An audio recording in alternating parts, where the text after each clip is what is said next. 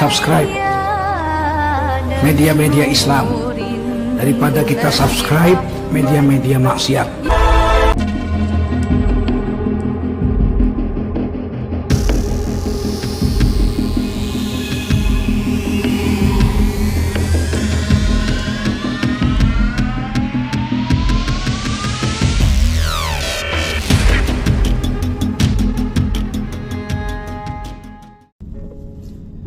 Assalamualaikum warahmatullahi wabarakatuh.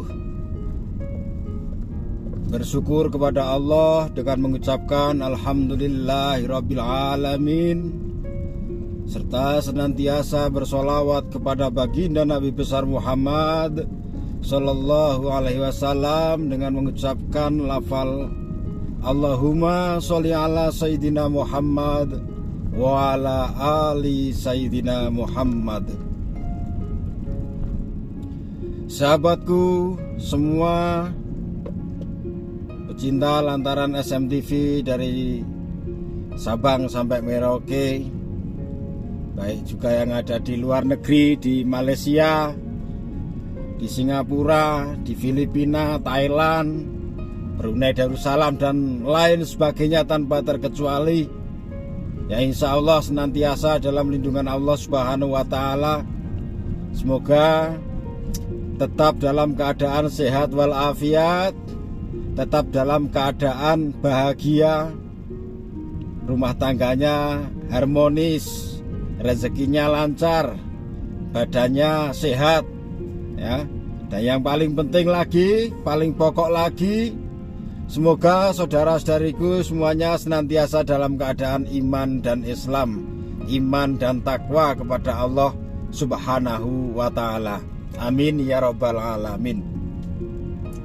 Sahabatku semuanya yang saya cintai, ya, yang saya hormati, pada kesempatan kali ini alhamdulillah puji syukur kehadirat Allah Subhanahu wa Ta'ala mempertemukan kita kembali, ya, sambil menemani perjalanan saya menuju ke rumah. Nah, ini saya akan membagikan amalan, ya. Tapi sebelumnya, saudaraku, perlu saya memberikan sedikit masukan, ya. Perlu memberikan sedikit solusi atau gambaran, ya. Dan mohon disimak sampai habis. Jangan di skip-skip, ya. Kalau di skip-skip itu pasti itu, ya, pasti nanti nggak mudeng, nggak paham, akhirnya dipertanyakan lagi. Misalkan ini sudah saya ajarkan di video saya, harus diamalkan sekian kali dibacanya, lalu jamnya jam sekian. Nah, ini kalau di skip-skip kan kelewatan. Nah, nanti masih tanya, ini diamalkan berapa kali, nah, diamalkan jam berapa, kan begitu kan. Bukannya saya malas menjawab, itu bukan. Tapi kalau sudah dijelaskan lebih rinci, lebih detail, ya, amalan-amalan yang ada di channel ini, ya diperhatikan gitu aja, ya. Diperhatikan secara detail. Jadi biar lebih paham. Kalau sekali dua kali belum paham, ya ulangi lagi, ditonton lagi, nggak apa-apa. Gitu saudaraku, ya. Jadi begini saudaraku, saya akan memberikan amalan yang mana insya Allah, tapi saya yakin, saya selalu yakin kepada Allah Subhanahu wa Ta'ala, yang mana kalau kita selalu berharapnya kepada Allah, memintanya kepada Allah, memohonnya kepada Allah, semua akan mendapatkan yang terbaik. Apapun itu pasti yang didapat yang terbaik. Karena kita berharap, kita pasrah kepada Maha yang paling baik, kepada Maha baik, yaitu Allah Subhanahu wa Ta'ala. Pada akhir-akhir ini, ya, saya nonton juga di TV, terkadang juga lihat-lihat di Google, ya. Akibat penyebab daripada perceraian rumah tangga itu hampir mayoritas karena ekonomi. Nomor satu karena ekonomi.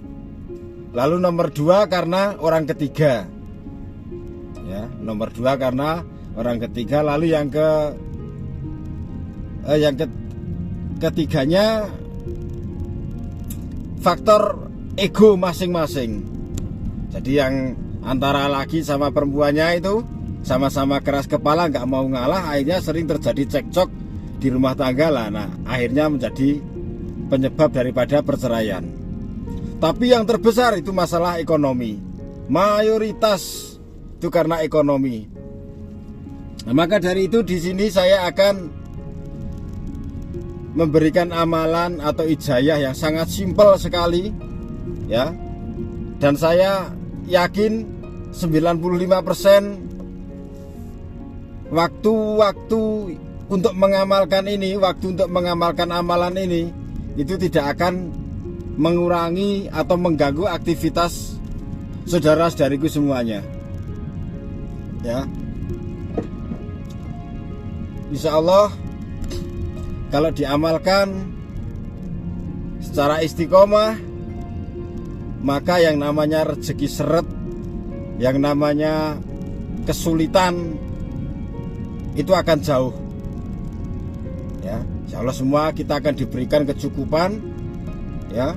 Yang banyak hutang juga insya Allah akan segera dilunaskan oleh Allah, ya. Entah jalannya pakai seperti apa, ya itu urusan Allah, biar Allah yang urus.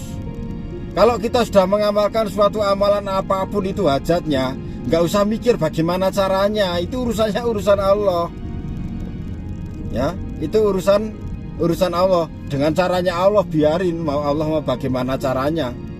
Insya Allah kalau kita sesuai dengan yang Allah kehendaki, itu pasti yang terbaik, saudaraku. Jadi kita tinggal mensyukuri saja, kita menikmati, kita tinggal menerima saja, ya. Jangan sampai kufur. Tapi sebelum saya lanjut, saudaraku, ya, sedikit himbauan kembali, sedikit masukan kembali, ya. Tidak usah menghubungi atau tidak usah menggagas, istilahnya merespon nomor-nomor WA yang berkeliaran di kolom komentar. Contohnya seperti ini. Nah, ya saya tayangkan di video ini, ya. Itu contohnya seperti itu, dikasih 08 admin YouTube atau apa itu, ya. Itu nggak usah digubris, saudaraku, itu bukan saya. Walaupun dia mengatasnamakan saya atau mengatasnamakan ustadz atau mengatasnamakan siapapun, yang jelas itu bukan saya. Kalau nomor saya yang ada di video ini aja, yang tampil di video lah, itu nomor saya.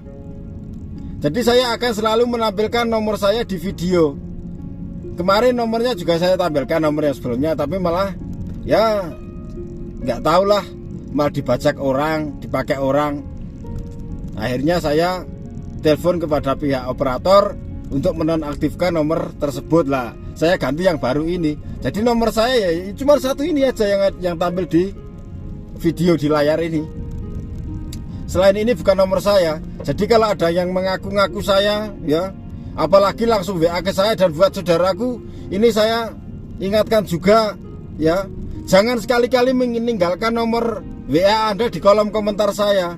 Mendingan langsung jangan WA ke saya saja. Kalau ada keperluan, ada perlu konsultasi atau apa, langsung ke nomor saya aja. Jangan meninggalkan nomor di kolom komentar saya. Itu pasti akan dicomot itu sama orang itu nanti. Lalu orang tersebut akan menghubungi Anda. Bilangnya saya Gus Hadi, pasti gitu, ya. Makanya saya sudah antisipasi sebelum saya membuat channel ini, itu saya sudah seperti punya firasat, ya, seperti punya firasat. Makanya saya jarang, ya, dulu sering buat video seperti ini, ya, menampakkan muka saya kelihatan di pojok gitu. Jadi kamera depan merekam yang depan, nah kamera belakang merekam yang belakang. Jadi depan kelihatan, belakang kelihatan, saya kelihatan. Tapi untuk mengantisipasi itu saya sudah punya firasat. Ini kalau urusan ilmu seperti ini mudah sekali dimanfaatkan orang, ya. Bukannya saya berprasangka buruk sebelumnya atau apa, tapi antisipasi itu lebih bagus. Karena saya sebelumnya juga menonton di YouTube yang lain tentang ini, juga banyak penyusup seperti itu. Nah, makanya untuk menghindari itu saya jarang. Saya nggak pernah menampakkan muka saya. Kalau mau lihat muka saya di WA saja, saya kirim fotonya atau gimana. Itu pun kalau penting, kalau nggak penting ya nggak usah. Saya takutnya kalau saya menampilkan muka saya di sini, ya, nanti di screenshot terus dibuat DP orang, buat foto profil YouTube, buat nipu sana sini lah. Saya yang kena lagi, saudara. Nanti saya yang kena lagi. Tapi alhamdulillahnya, ya, memang Allah Maha mengetahui segalanya. Saya sudah mengantisipasi ini dengan video-video saya jauh sebelum video ini tampil. Mungkin tahun-tahun yang lalu saya sudah membuat video bahwa banyak penyusup di sini. Nah, saya tampilkan semua, ada di salah satu video itu saya tampilkan semua akun-akun, nama akun-akunnya. Ya, jadi kalau ada apa-apa saya sudah bisa, saya sudah mempunyai pembelaan. Misalkan tiba-tiba ada orang yang ditipu banyak dengan nomor-nomor yang ada di kolom komentar itu, lalu orangnya nggak terima, lapor polisi atau apa, ya saya ada pembelaan. Ini bukan saya, karena saya sudah membuat video-video jauh sebelum video yang terbaru ini ada. Nah, itu saya sudah membuat antisipasi. Saya tampilkan semua di situ di video saya, ya, nama akunnya yang dulu mengatasnamakan admin YouTube, atau ada yang mengatasnamakan Ustadz, mengatasnamakan Gus Hadi, mengatasnamakan ini itu, banyak sekali itu di video sebelumnya, ya. Jadi alhamdulillah saya sudah bisa mengantisipasi sejak awal membuat video ini, ya, untuk menghimbau saja saudaraku, daripada jenengan jadi korban, ya, daripada jenengan buang uang sia-sia, nggak ada tanggung jawabnya. Setelah uang dikirim nomor Anda diblokir, lah kan repot, ya. Kasihan, nyari uang aja susah. Terkadang itu seperti yang kemarin saya sampaikan, orang nggak punya makan aja mungkin pas-pasan atau bahkan susah, ya, saking butuhnya, saking inginnya hajat tercapai sampai cari hutang-hutang sana kemari atau jual sesuatu yang dia punya, yang seharusnya buat simpenan atau apa, dijual, tapi ujung-ujungnya nggak ada kelanjutannya, malah nomornya diblokir. Nah, itu kan kasihan. Padahal setelah itu juga belum tentu langsung bisa membayar hutangnya kan. Kalau orang memang lagi susah, ya mau dengan cara apapun juga susah, ya, kasihan. Muka insaf, ya, begundal itu yang mengatasnamakan saya. Tobat, insaf, cari uang itu banyak jalan. Allah memberikan jalan itu macam-macam. Tinggal Anda itu mau kerja keras apa enggak, mau usaha apa enggak, ya. Jangan begitu caranya. Kalau memang mau niat nipu, kalau memang Anda gentle, kalau memang Anda laki-laki dan jiwa Anda memang jiwa penipu, ya silakan buat channel sendiri. Buat channel sendiri, kasih nomor Anda, nah terus itu orang yang hubungin Anda tipu semua itu. Kalau memang gentle, jangan nyusup-nyusup, ya. Jangan berdiri di atas kepala orang lain yang nggak tahu apa-apa. Saya nggak pernah saya sama orang maksa, apalagi mengancam, menyebar foto dan ini itu saya belum pernah. Nggak ada satupun orang yang saya ancam, nggak ada satupun orang yang saya paksa, saya peras. Harus cari hutang, harus begini, saya nggak pernah, ya. Dah, semoga insaf saja saudaraku. Semoga insaf. Sama satu lagi pesan saya, ya. Ya maaf ini kalau video saya pasti panjang saudaraku, karena kalau hanya memberikan amalannya saja mudah, sebentar, cepet, ya. Tapi saya butuh menjelaskan ini itu biar jenengan tuh lebih tahu, biar jenengan lebih paham. Jadi bisa dibuat pelajaran.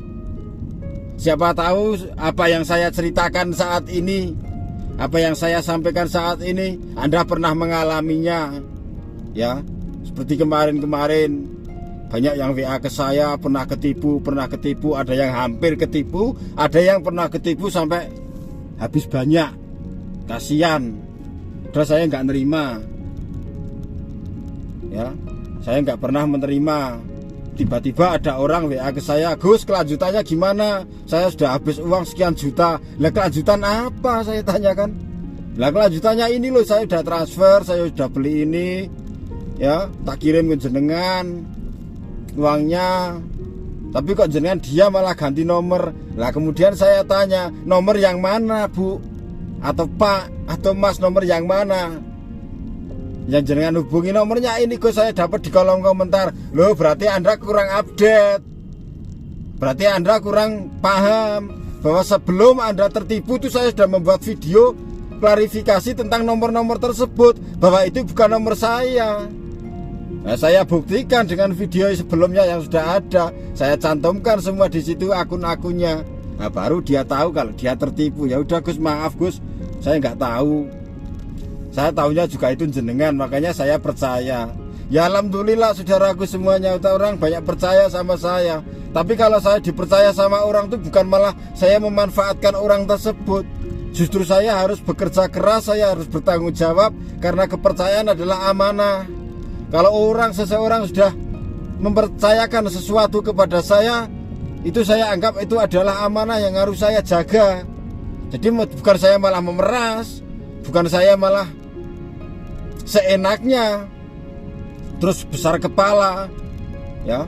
Berhubung sudah dipercaya sama orang, besar kepala, ya. Berhubung kesana kemari, kalau ketemu orang, wah dicium tangannya, berbondong-bondong rebutan mau cium tangan, lalu besar kepala. Apa manfaatnya? Malah terkadang soalnya yang dicium tangannya sama yang mencium tangannya itu di hadapan Allah lebih mulia yang mencium tangannya daripada yang dicium. Jadi apa yang perlu dibanggakan, apa yang perlu disombongkan?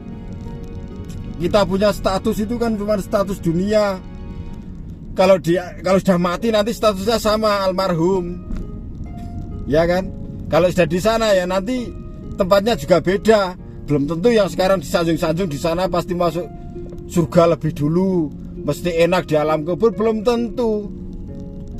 Justru yang banyak bicara seperti saya ini, yang sering menasehati orang, yang sering ceramah ke sana kemari, berdakwah ke sana kemari, justru itu yang lebih berat nanti dosanya. Ya kalau yang disampaikan benar, ya kalau yang disampaikan seperti saya ini bisa menjalankan. Kalau enggak, ya kalau orang Jawa bilang jarkoni gitu loh, bisa ngajari lah, bisa ngelakoni. Jadi bisa mengajar tapi tidak bisa melakukan, tidak bisa melaksanakan. Gitu saudaraku, ya. Jadi itu saja ya. Sama yang saya himbau juga satu lagi ya, nanti biar gak lupa, biar gak jadi angen-angen saya. Buat yang terkabul, saya tahu banyak yang terkabul. Saya banyak yang WA ke saya, ada yang di kolom komentar, ya, ada yang sampaikan di kolom komentar. Tapi biasanya kalau ada yang WA ke saya, alhamdulillah Gus, saya sudah berhasil, ini malah saya hapus. Jadi untuk antisipasi saja, kalau sudah terkabul, tidak usah menyampaikan di kolom komentar bahwa sudah terkabul atau apa, ya. Nah, banyak indikasinya nanti, ya. Siapa tahu nanti pasangan Anda dengan tidak sengaja menonton video itu, nanti membaca komentarnya, oh ternyata aku dipelet atau apa, itu kan repot, ya. Karena sebenarnya ilmu semacam ini kan itu rahasia Allah, ya. Semua ada campur tangannya Allah, tanpa campur tangan Allah nggak bisa. Dan buat Anda yang belum berhasil, ya udah diam saja. Kalau masih mau lanjut, lanjutkan. Kalau sudah nggak mau lanjut, mau ganti amalan, ganti amalan. Nggak usah mengatakan, alah ilmu abal-abal sudah saya praktekkan sekian malam, bahkan saya ulang hasilnya nol. Lah itu karena otak Anda itu yang nol. Allah itu tahu kalau Anda itu bukan orang yang bersih hati dan pikiran Anda. Makanya belum berhasil Anda sudah menghujat. Yang dihujat amalannya, yang dihujat yang ngasih amalan. Kalau orang yang pinter, kalau orang yang cerdas, kalau setiap hajat sudah diamalkan amalannya, macam-macam amalan diamalkan, nggak ada hasilnya, hajat nggak terjawab. Kalau orangnya waras, uteknya cerdas, itu yang dimarahi bukan amalannya, yang dihujat bukan gurunya, tapi dirinya sendiri. Ada apa dengan diri saya? Semua amalan sudah saya jalankan, sholat hajat, sholat tahajud setiap malam, nggak pernah berhenti. Tapi kok hajat hanya seperti ini, kok nggak terkabul? Itu ada apa dengan diri saya? Koreksi, introspeksi diri, saudaraku. Itu kalau orang cerdas.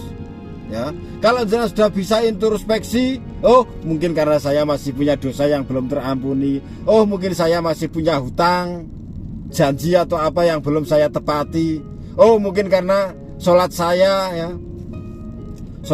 yang terkadang bolong-bolong atau malah ditinggalkan secara sengaja, oh mungkin karena saya masih belum bisa setia atau belum bisa mengerti, belum bisa menjadi anak yang baik bagi orang tua saya dan lain sebagainya. Koreksi diri. Kalau Anda sudah mengoreksi diri, ketemu titik kesalahan Anda, perbaiki. Misalkan masih punya dosa yang belum terampuni, perbanyak istighfarnya. Masih punya dosa sama orang tua, minta maaf sama orang tua. Masih ada janji yang belum ditepati, ya usahakan segera ditepati. Kalau nggak mampu menepati, mohon sama Allah, bantuan Allah, minta bantuannya Allah supaya bisa menepati janjinya, minta kekuatan sama Allah. Begitu saudaraku. Jangan yang dihujat ilmunya, dihujat gurunya. Loh, otak kalau taruh di dengkul ya begitu. Ya, otak kalau taruh di dengkul ya gitu. Jangankan ilmu-ilmu seperti ini, ilmu yang berkaitan dengan yang namanya gaib ya. Allah itu kan maha gaib itu. Jadi jangan, terkadang saya ketawa, Gus, kalau amalan ajian ini itu ada makhluk gaibnya enggak? Ya. Atau bersangkutan dengan gaib apa enggak? Kalau makhluk gaibnya enggak ada. Ya. Kalau makhluk gaibnya paling yang ganggu itu, kalau ganggu orang sedang beribadah itu ya jelas setan sama jin. Tapi kalau bersangkutan dengan gaib, iya, Allah maha gaib. Siapa yang pernah melihat Allah? Nggak ada. Apalagi orang zaman sekarang yang bisa melihat wajahnya Allah, ya nggak ada. Karena Allah maha gaib. Nggak akan mampu kita orang banyak dosa, kita orang masih berlumuran dosa mau melihat wajahnya Allah. Jangankan wajahnya Allah, wajahnya Rasulullah aja kita belum pantas melihat, walaupun berharap ya semoga bisa melihat, memandang indahnya wajah Rasulullah Muhammad SAW. Jangankan Rasulullah, guru kita aja kadang sudah nggak ada. Kita mau bermimpi, mau ketemu, kangen sama guru, itu belum tentu kita pantas kok. Ya, jadi kalau urusan sama gaib, karena Allah itu maha gaib, itu tidak semudah yang Anda bayangkan. Semudah membalikkan telapak tangan. Sekali ritual besok terkabul. Ya enak banget kalau begitu. Walaupun ada jalan-jalan alternatif, mengambil jalan alternatif, jalan pintas, itu ada. Yang agak spontan itu ya, ada. Tapi yang penting intinya satu, tetap memohon kepada Allah, ya. Tetap tertuju satu tujuan, hanya kepada Allah, mengharap ridhonya Allah, itu aja. Jangan pernah keluar dari itu. Nggak ada kekuatan, nggak ada kehebatan apapun kecuali dari Allah Subhanahu wa Ta'ala. Ya, biar orang juga paham ya. Yang sering kata musyrik, syirik, nggak karuan, ajian musyrik, ajian syirik. Ya, syirik ya kepala lo itu ya. Kepala Anda itu dari rambut sampai jempol kaki syirik semua itu. Nggak tahu definisinya syirik. Syirik atau musyrik itu kalau kita mempercayai sebuah benda atau apa, itu punya kekuatan tersendiri, punya keistimewaan tersendiri tanpa campur tangan Allah. Seperti punya akik, punya pusaka, wah ini hebat. Akiknya kalau dibacok nggak mempan. Kalau pakai akik ini ditembak nggak apa-apa. Kalau pakai cincin akik ini mau dibedel, dibacok nggak apa-apa. Karena ini punya kekuatan hebat, kodamnya ini dari eyang siapa atau dari jin siapa. Lah itu syirik. Tapi kalau Anda punya batu akik, kebetulan tidak ada kekuatan, Anda dalam hati Anda tidak ada kekuatan selain Allah. Jika batu cincin ini, akik ini ada kekuatan, saya yakin ini kekuatannya Allah Subhanahu wa Ta'ala, bukan kekuatan makhluknya Allah. Itu ya nggak syirik. Kalau keyakinan Anda, hati Anda, pikiran Anda, keimanan Anda, kekuatan yang ada dalam batu akik atau pusaka atau keris atau tombak, itu murni kekuatan Allah yang dikasih Allah yang ada di benda tersebut, ya nggak syirik. Tapi kalau Anda mempercayai benda tersebut adalah suatu mempunyai keistimewaan tersendiri, kekuatan tersendiri tanpa campur tangan Allah, bukan pemberian Allah, ya Anda syirik, itu baru syirik. Apalagi ngamalin amalan ajian. Kalau ngamalin ajian ya repot. Kalau mintanya sama jin, sama iblis, sama setan, baru itu syirik. Tapi kalau mintanya sama Allah lewat sholat hajat, lewat wudhu dan lain sebagainya, enggak syirik. Kalau masih ada yang bilang syirik, ya Anda itu yang syirik dari ujung rambut sampai ujung kaki ya. Jadi begitu saudaraku ya. Langsung saja ini, saya sudah dengar azan maghrib, saya juga mau mampir masjid dulu. Ini saya langsung saja amalannya saudaraku. Kalau mau rumah tangganya harmonis, pasangan Anda nggak keluar dari Anda, nggak minta pisah dari Anda, untuk memperbaiki apa yang namanya ekonomi Anda, menambah harmonis keluarga, memperbaiki ekonominya ya. Dan untuk kebaikan-kebaikan yang lain, ya ini amalkan saudaraku. Amalannya adalah ijayahnya ini, perhatikan ya saudaraku ya. Perhatikan baik-baik. Amalannya ijayahnya adalah usahakan istiqomah setiap pagi. Ya, setiap pagi itu menjalankan sholat qobliyah subuh 2 rakaat. Jadi sholat sunat qobliyah subuh 2 rakaat itu istiqomahkan. Lalu di dalam sholat sunnah qobliyah subuh ya, setelah membaca Al-Fatihah pertama, kemudian membaca suratannya yang dibaca Alam Nasroh. Lalu di setelah Fatihah yang kedua, suratannya Alam Taro ya.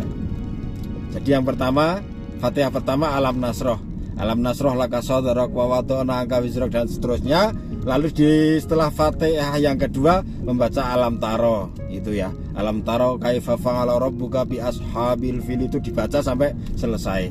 Setelah itu kalau masih cukup waktunya, belum iqomah ya, belum qomah, Anda membaca Bismillahirrahmanirrahim ya. Anda membaca Ya Hanan, Ya Manan, Ya Fatah, Ya Rozak, Ya Ghani, Ya Muni. Itu baca sampai iqomah, nggak harus dibatasi, semampunya jenengan saja. Apalagi ya jenengan usahakanlah kalau bisa sholat berjamaah di masjid. Misalkan nggak bisa, jamaah sama istri di rumah. Kalau sholat di rumah, misalkan sholat di rumah, lah itu dibaca minimal 33 kali ya. Ya Hanan, Ya Manan, Ya Fatah, Ya Rozak, Ya Ghani, Ya Mughni. Itu saya tuliskan di sini, itu dibaca ya. Jadi sholat qobliyah subuh 2 rakaat, Fatihah pertama, setelah Fatihah pertama membaca Alam Nasroh, setelah Fatihah kedua membaca Alam Taro. Lalu setelah itu duduk dulu. Usahakan kalau di masjid ya nunggu sampai ada iqomah, sampai iqomah itu membaca Ya Hanan, Ya Manan, Ya Fatah, Ya Rozak, Ya Ghani, Ya Mughni. Kalau di rumah yang membaca itu sebelum sholat subuh minimal 33 kali. Tapi usahakan juga subuhnya juga tepat waktu saudaraku ya. Jangan jam 6 baru bangun terus sholat qobliyah subuh. Membaca itu ya nanti jam 7, setengah 7 sampai mataharinya terbit nanti baru selesai. Usahakan waktunya juga ditepati ya. Dan setelah itu minimal kalau bisa ini tambahan saja biar lebih mustajabah, lebih hebat. Setelah sholat subuh, setelah zikir ya, wirid zikir selesai, jenengan baca surat Waqiah. Surat Al-Waqiah minimal sekali. Syukur kalau bisa 3 kali, syukur 7 kali, syukur 11 kali. Kalau jenengan mengamalkan ini tertib, istiqomah, Anda hidupnya masih susah, Anda hidupnya masih sengsara, rumah tangganya masih berantakan dan lain sebagainya, itu mungkin karena Anda sendiri yang perlu diruqyah, atau mungkin memang Anda ditakdirkan untuk seperti itu sama Allah. Tinggal mensyukuri dan sabar saja saudaraku. Tapi insya Allah, Allah sudah berjanji, barang siapa yang memperbaiki sholatnya, maka Allah akan memperbaiki hidupnya. Allah juga berjanji, barang siapa yang memohon, meminta kepada Allah, maka Allah akan memberikan apa yang dia mau, tapi sesuai dengan takaran, sesuai dengan kehendak Allah. Dan Allah ngasih pasti yang terbaik, gitu saudaraku ya. Sekali lagi saya ulangi lagi, amalannya adalah ijayahnya